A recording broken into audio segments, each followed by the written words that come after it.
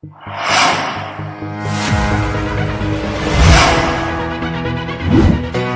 you for having me and my family here in your wonderful country.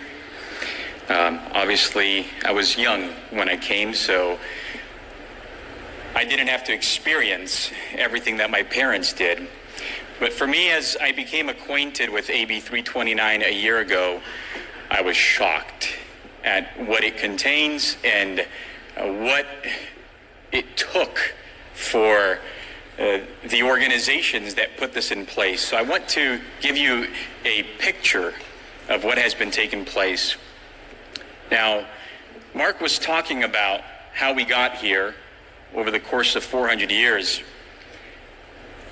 I want to give you a context and the vision behind sex education. And so I'm going to show you 3 tweets from various organizations to see what they think about it. The first one is from SIECUS. It was a tweet back in January of this year. SIECUS stands for the Sexuality, Information, and Education Council of the United States. They say that sex ed is a vehicle for social change. We need to prioritize educating young people about all of these concepts early on. Sex education is a golden opportunity to teach youth about dismantling systems of power and oppression that perpetuate white supremacy, homophobia, transphobia, and more. Next one is from SIECUS jointly together with Planned Parenthood. They put out a 2-page PDF on Planned Parenthood's website, September of last year. They said, if you care about abortion rights, then you should care about sex education. And the third one comes from GELSON, the Gay, Lesbian, Straight Education Network. Why heteronormativity is a bad thing. I don't know about you, but I've never heard this word, even though I have a master's. What is heteronormativity? Well, let's explore. They put a link in their tweet to Teen Vogue, a magazine that is meant to be read by 13 to 17-year-old, especially girls. It's about time we kicked heteronormativity to the curb. Never heard of the term before? It's the idea that binary gender identity and heterosexual orientation, meaning there are only 2 sexual orientations and genders, are the norm.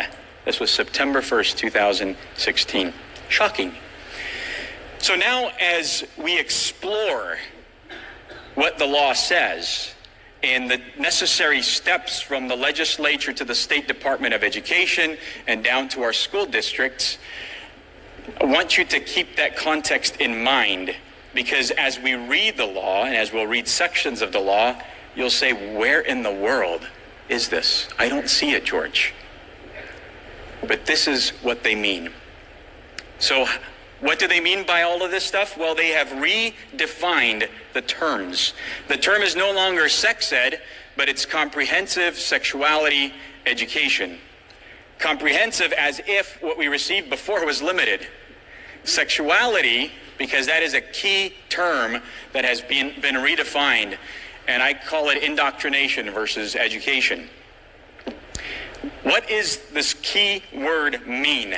Back in 2006, the World Health Organization defined it as a central aspect of being human throughout life encompasses sex, gender identities, roles, sexual orientation, eroticism, pleasure, intimacy, reproduction, that's a coined term for abortion, thoughts, fantasies, desires, beliefs, attitudes, values, behaviors. Sexuality encompasses all of this. So what happened is in 2006, in May, the International Planned Parenthood Federation, the parent arm of Planned Parenthood all throughout the world, they came out with a framework for comprehensive sexuality education. In 2006, where were we? Why didn't we know? And they said comprehensive sexuality education must encompass gender, pleasure, diversity, HIV, violence, and another important term, sexual rights.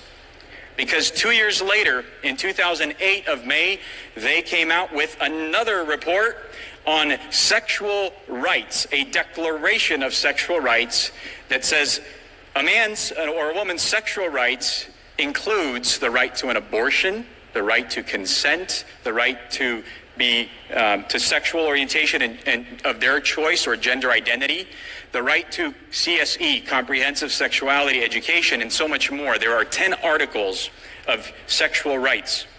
Why this term is important? Because this declaration equates sexual rights to human rights, which then equates it to civil rights. Now, in the United States of America, we have the Civil Rights Act of 1964. So without ever having to change a law, they have redefined the key terms in existing law to include whatever it is they want it to be: sexuality and sexual rights. So now, as we're going to investigate the law, whenever you hear the word sexuality, sex, gender identity, sexual rights, this is what they mean. And these are the basic documents that display their principles. The other thing that they like doing is they like to use these fancy, big, broad organizations to hide behind them to give them credibility. So these organizations, such as UNESCO, which is the United Nations Educational, Scientific, and Cultural Organization, in September of 2018 published the International Technical Guidance on Sexuality Education, as if the entire world needs something like this. My parents did fine without it and had 12 kids. And we were in a town of 300 people, never received sex ed, all right? Here's an interesting excerpt from the conclusion that they draw, because one of the other things about implementing sex ed in schools is about lowering HIV and STIs, and also lowering teen pregnancies. So as you implement a comprehensive sexuality education curriculum, they have to start tracking. Is it working? Is it not? And so CSE has been first implemented at the international level in other countries, especially in Europe, who is far more progressive. So these guidelines, if you could put them right back, I'll read the quote right now that says, "It is difficult to draw strong conclusions about the impact of CSE on biological outcomes, such as STIs or HIV rates, as there are still relatively few high-quality trials available, particularly those that take a longitudinal approach." You're telling me that the world's most respected organization that took the time to set up the International Sexuality Guidelines in September 2018, 3 years after the California Healthy Youth Act was enacted, they're telling us it doesn't work and that they have no proof for it. Are you kidding me? Now that is a reckless public policy. Governor Brown, Governor Newsom, how can we enact a public policy for 6.2 million children, and yet the organization that promotes this is saying they do not have the evidence to back it up? Then from the international level, they come down to the national level, and they develop the national sexuality education standards here in America. They tried to make it sound as if this is some kind of government entity, it's credible, and yet it has nothing to do with any of our government agencies.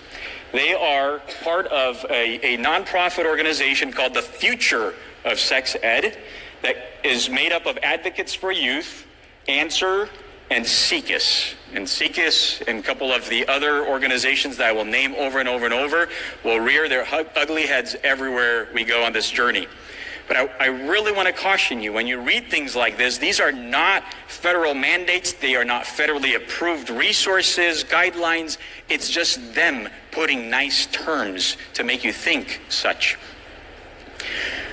One of the authors and reviewers of the National Sexuality Education Guidelines went and became part of the CDC, because this is the other thing. You want credibility?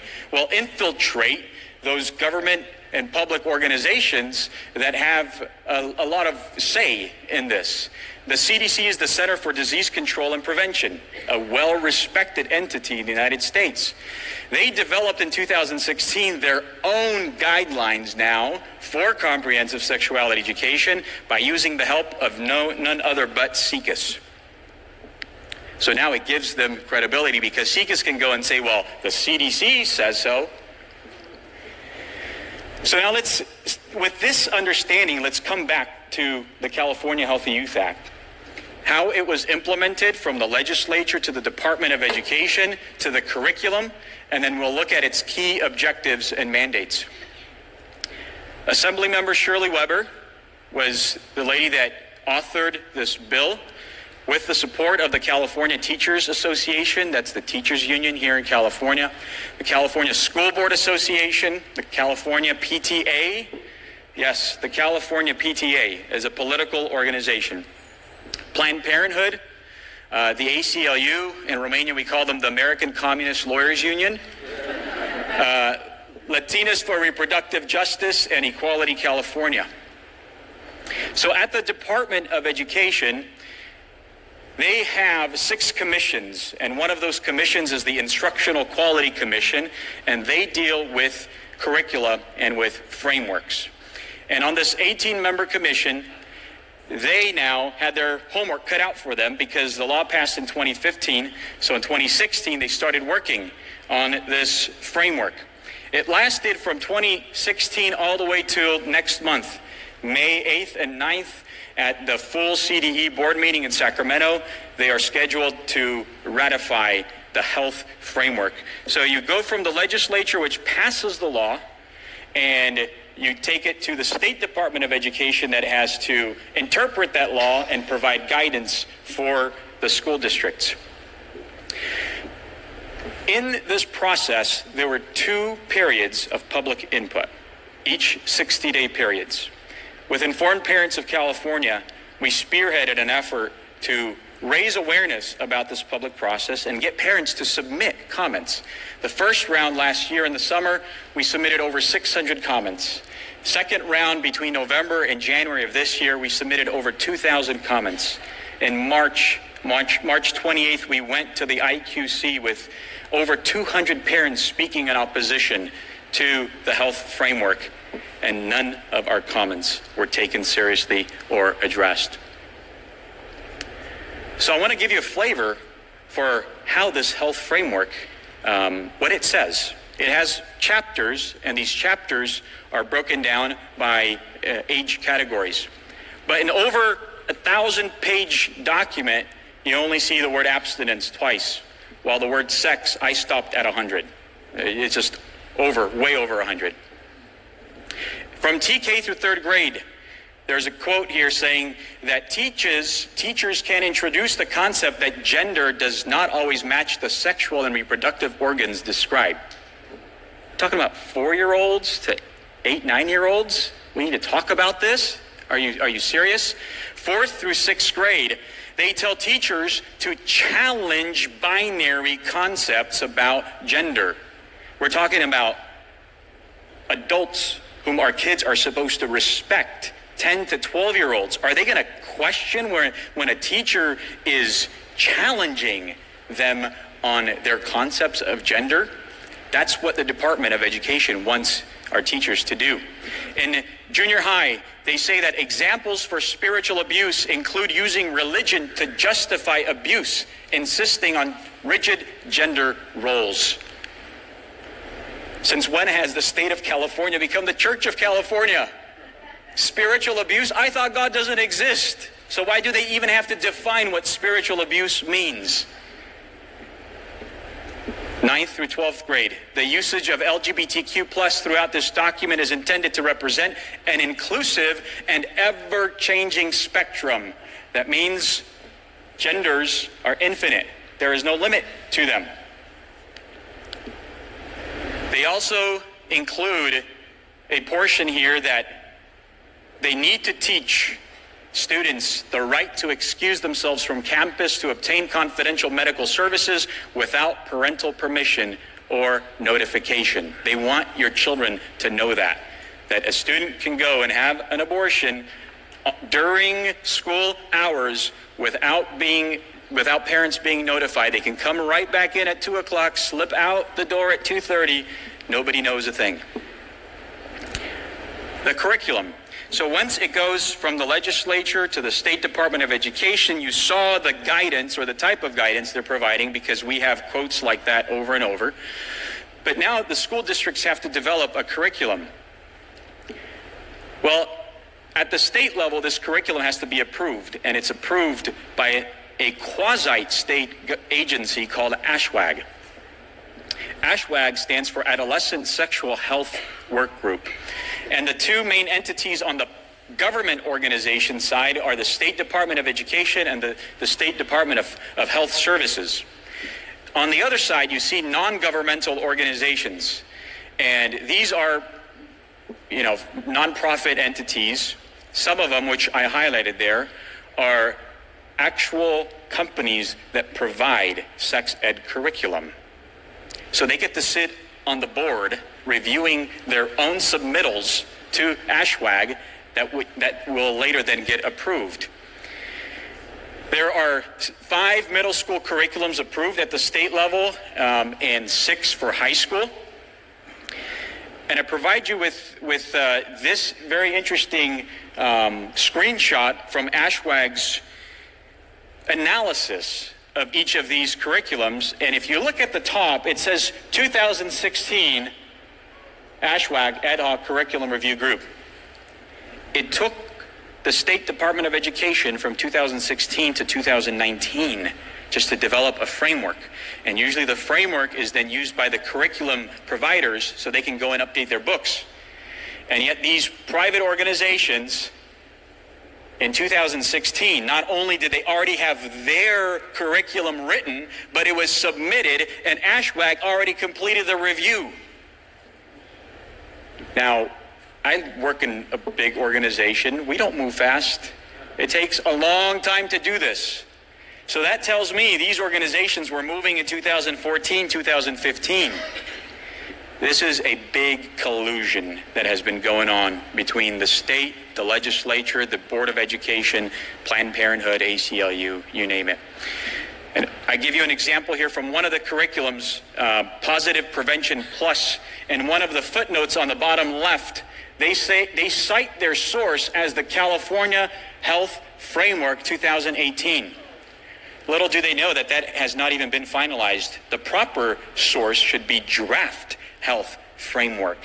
They're insinuating a finalization of the framework before it even passed. So let's look at the actual content of the law. It's a little bit longer. It's broken into 4 articles. So I'll go through this a little quicker. It has 5 major objectives, and I'm highlighting key words in these objectives. Sexuality, gender, sexual orientation.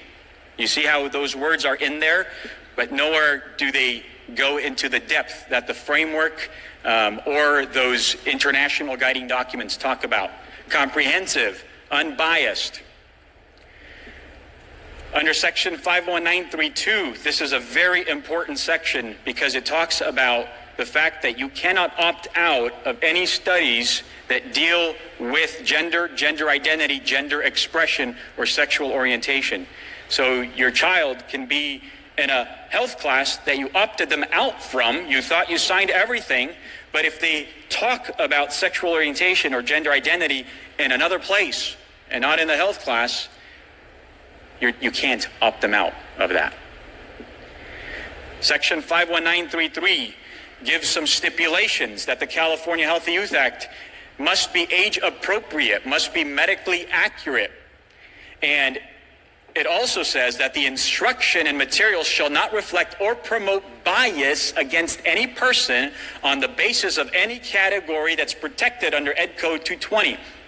When you go to EdCode 220, it includes a long list of protected classes, which includes religion. Yet when you read all of the curriculum that has been developed, they are very in-your-face anti-religion. It also says in section D5 that the instruction and materials shall affirmatively recognize that people have different sexual orientations. So if we are to talk about statistics that somehow stigmatize the LGBT community, even though that's the truth, we can't. Teachers can't. The curriculum shall not. It always has to be in a very affirmative manner. Further, it talks about that the curriculum needs to explore the harm of negative gender stereotypes. And in section H, talks about that it must include negotiation and refusal skills. This means consent. In the state of California, the consent laws are pretty clear. Over 18. Why do we need to teach K through 12th grade consent when we don't even need to bring that up? It's clear what the law is. Yet obviously they're getting in through the back door because teens with teens can. So they're saying, but we need to teach them these healthy skills of negotiation and refusal. It's sickening. And then lastly, in section I, it says it may not teach or promote religious doctrine. Section 51934 states that each pupil must receive this once in junior high and once in high school. And section 8 talks again about the confidential medical services, i.e. abortion. It explains here in 51934 section 9, emergency contraceptive, morning after pill, and under sub-bullet A, it says parenting, adoption, and abortion. The curriculum cannot avoid this topic. It must address it. Further on, it says that it's not just mandated for junior high and high school, but now it may be used earlier than 7th grade. So now if you have an activist superintendent, principal, school teacher who really wants to teach all of this in kindergarten through 6th grade, they can. Unless that school district enacts a board policy that says we shall not, they can. They have the green light. 51936 say that the school district may contract with outside consultants. Well, who are these consultants that know what comprehensive sexuality means and that are certified in teaching comprehensive sexuality? That's not our grandparents, not our parents. It's SIECUS, it's Gelson, it's Planned Parenthood. 51938 talks about opt-out. The law changed from what was in the past an opt-in, and it's interestingly worded. You think that if it's opt-in, right, it means something, and opt-out means another. So opt-in means that you get a form home. If you don't see that form, if you don't sign that form as a parent, and your child goes to school without that form, and they start teaching that in class, out you go, student. You're not allowed to be here. Opt-out means that if you get a form, if you don't see that form, if you don't sign that form, or even if you do and your child takes it to school but never gives it to the teacher so nobody saw it, your child stays in the class and receives the instruction. So this is another way that they get around. If you read SIECUS 2018 legislative report, they talk about what their stance is on the opt-in policy. And the opt-in policy says is it has to be an opt-out because you are intruding on the right of a student to receive comprehensive sexuality education. Students have right over their parents. So how is CSE being rolled out? Well, depending on a liberal or conservative district that you're in, I want you to know that the ACLU has sent letters to all 1,000 school districts in California And the school districts that are getting rowdy, like mine about it, they have sent representatives to the school board meetings, but it's time to fight back. We need to form teams at the district level and at the state level, and you'll hear a little bit more about that. And I call it the parental revolution. So parents, thank you for being here. God bless you.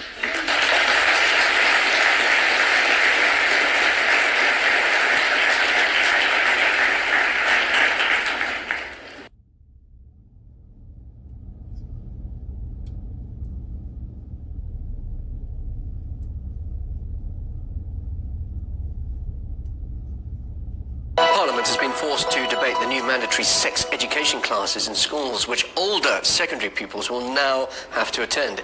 It comes after over 100,000 signed a petition demanding parents should continue to have the right to remove their children from the lessons.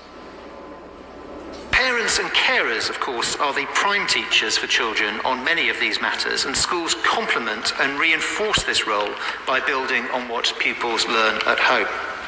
We've retained the long-standing ability for parents to request that their child be withdrawn from the sex education element of RSE.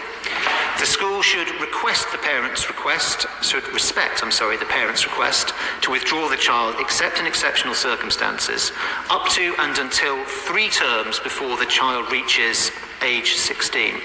At that point, if the child wishes to take part in sex education lessons, the head teacher should ensure they receive it in one of those terms. From next year, primary schools will teach children about relationships, while secondary schools will cover issues such as sexual health, pregnancy and grooming. LGBT issues will also be included. Meanwhile, parents will lose their automatic right to remove older children from the lessons. The petition, which forced today's debate, calling on parents to have the final say, was signed by over 106,000 people, while a protest by Stop RSE to protect childhood innocence took place outside Parliament, urging MPs to change the legislation. Well, to